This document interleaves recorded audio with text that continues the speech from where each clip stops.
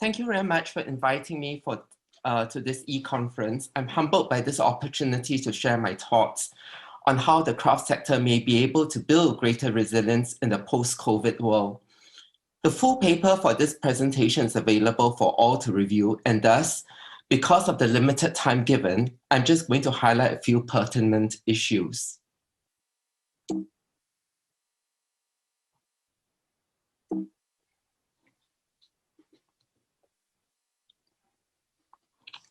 Firstly, COVID-19 has an impact on all aspects of life. Some industries suffered more than others. For the craft sector that was solely focused on non-local markets, such as the export market and those linked directly to tourism, they were hit the hardest. In India, for example, because of the disruption of supply chains, production has been sporadic at best or halted completely. There has been no sales either through local or international exhibitions or orders. Whenever sales have been localized, revenues has been reduced by 30% or more. Worse, there has been no certainty about when craft producers would be able to start their work again. The craft sector of the developed world did not fare much better. For example, in the UK, it has also been hit by the crisis. A survey found that orders were down by 67% with further losses anticipated. Significantly, this pandemic has sharply exposed the structural fragility of the sector. It must be acknowledged that the craft sector is not an isolated sector. It grew out of the context of the community. Importantly, arts and craft expresses the cultural sentiments to fulfill the aesthetic, physical, cultural, economic, political, social, and even spiritual needs of the community. Hence, folk craft and its community cultural systems, both tangible and intangible, are intimately connected and directly related. However, because of social, cultural, technological, and economic changes, the folk art and craft sector and its parent community have also evolved. For example, informal small cottage craft industries have been transformed into large-scale production factories, and craft today is a commodity of international trade. According to UNTAC, the international trade in arts and craft totaled 35 billion in 2015. The average growth rate for the industry between 2003 to 2014 is 4.4%.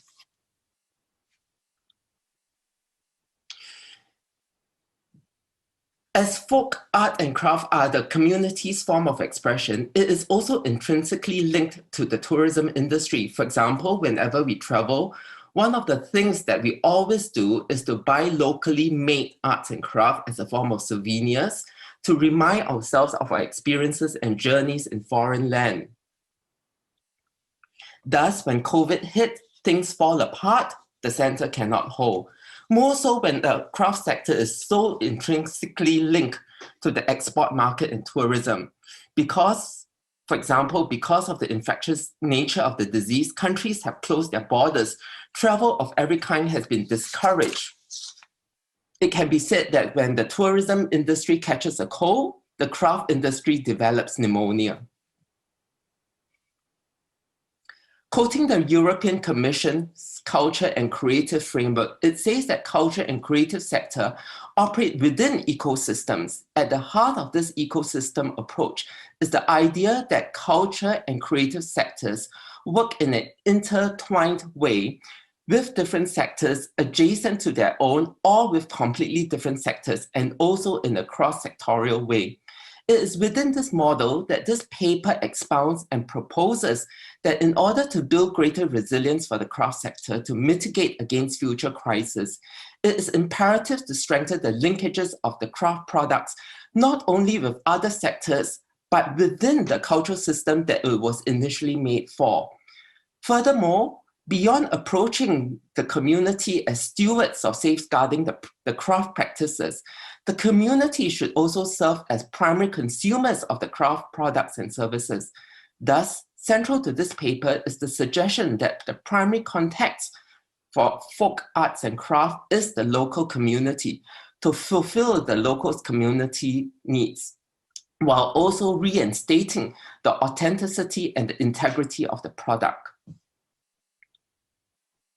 Significantly, the community is placed at the center of the 1972 convention, introduced by New Zealand in 2007, while under the operational directives of 2003 and 2005 conventions, emphasis was also placed upon the community and civil society.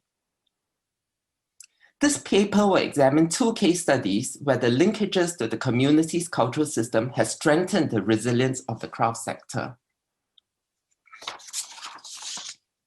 The first case is Bamiyan in Afghanistan.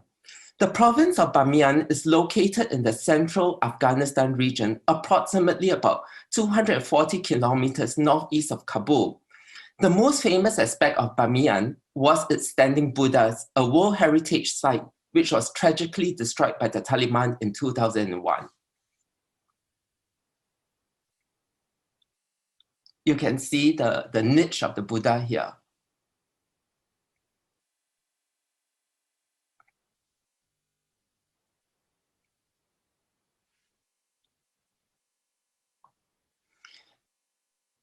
UNESCO Kabul office conducted a consumption survey of cultural goods and services in 2018.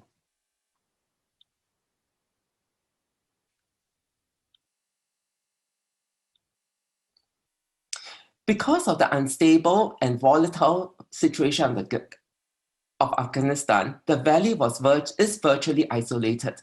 More importantly, because of the practicing cultural norms, mores, and lives of the Hazara community in Bamiyan, they have actually managed to sustain their craft practices. For example, in Bamiyan town, a diverse range of cultural goods and products can be found.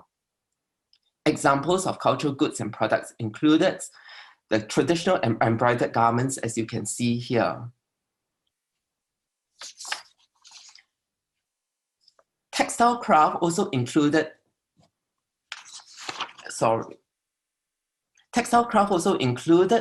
knitted gloves and socks, carpets, and purses were also offered for sale. Textile craft also included felt products, tailored garments, home soft furnishings such as cushion covers, mirror covers, etc. Beyond textile craft, traditional pottery such as tandoori stove and pot for making yogurts were examples of cultural products. Metalsmithing works such as making donkey bells and water boilers were also locally made and were for sale. Woodwork and basketry such as bird cages, baby walkers, brooms, baskets, damburas, which is a musical instrument, can be easily purchased in town. Visit to typical dwellings found that many of the items were also handmade and purchased locally.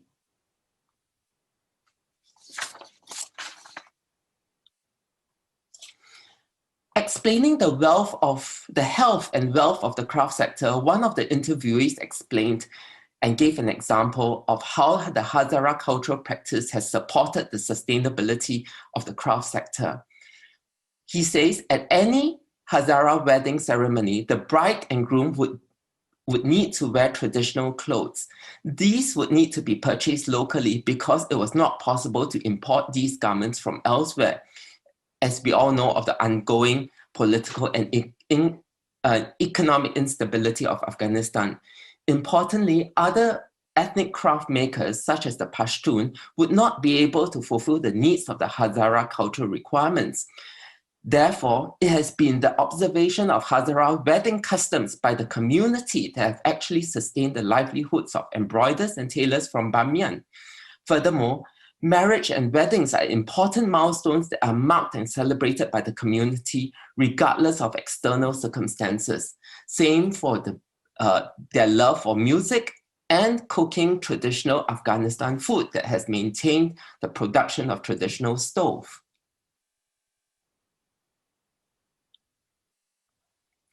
Furthermore, in spite of the precarious political situation of Afghanistan, there are cultural festivals in Bamiyan. For example, the Dambura Music Festival, the Silk Road Festival, etc.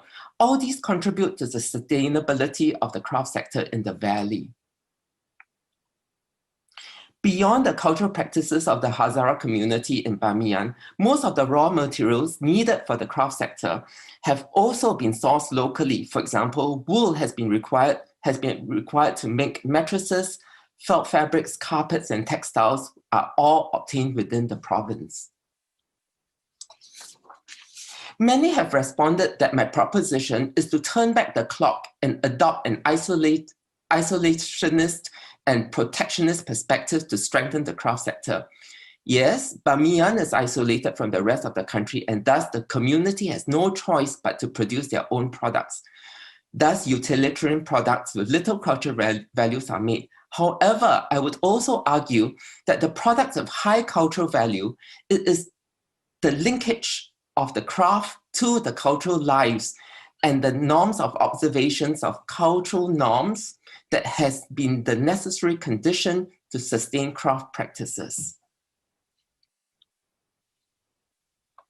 The second case study is from Bali, Indonesia. Janggala is a craft-based enterprise that designs and creates its own ceramic products. The company was established in 1976. Janggala has won numerous awards for their production, for their products. For example, in 2010, two of Janggala's products, the Modern Kendi collection and the Rattan collection, received the UNESCO Award of Excellence for Handicraft. It's shown here in the slide. Like many of the craft enterprises, Janggala has also intensified their online marketing efforts as a response to the restrictions that COVID-19 pandemic has imposed, especially on in-person retail activities. They thus send out a series of emails to clients entitled Janggala Home Recipes.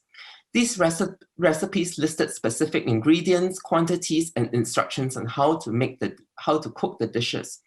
Interestingly, the photographic representation showed the cooked dish plated on some of Janggala products. At the bottom of the email, there was a link stating visit our online store to take the reader to the web page where the products of the photograph was featured. The significant aspects was the content and approach the company has taken to e-market their products. The linkage of this product to the culinary culture of Indonesia was emphasized in order to frame and contextualize the products. Hence, the marketing narrative was not primarily focused on the product itself, but rather the product played a second fiddle, almost as a prop or accessory to the traditional foods of Indonesia. Janggala's marketing strategy supports the proposition of this paper that craft is essentially linked to the cultural system that it has made for and from. It is a symbolic relationship between both entities, traditional Indonesian cuisine and the products that have linked to cooking and the plating up of such dishes. One may counter-propose that Janggala was merely exploiting this opportunity by linking its product with cooking, especially when home cooking as a form of therapy has been one of the few identified and promoted domestic activities during this lockdown period. If so, the question remains, why traditional Indonesian cuisine recipes have been identified and not recipes from other types of cuisines? I propose that in connecting with Indonesian cuisine, it highlights the sense of place and culture, Bali, Indonesia, and thus articulated the authenticity and integrity of the products. Importantly, it offered a distinct prospect through a cultural perspective to differentiate itself from its competitors by highlighting its unique selling point, USP. This is also a strategy for building resilience. To conclude, in order to build greater resilience for the arts and crafts sector, to mitigate against future crises, this paper proposes that the sector could consider strengthening its linkages of its product within the cultural system that it was intentionally made for, by prioritizing local communities and home markets and reconnecting with local cultural craft systems. These are possible means to circumvent and ring-fence the negative consequences of future global pandemic and crisis. Thank you very much.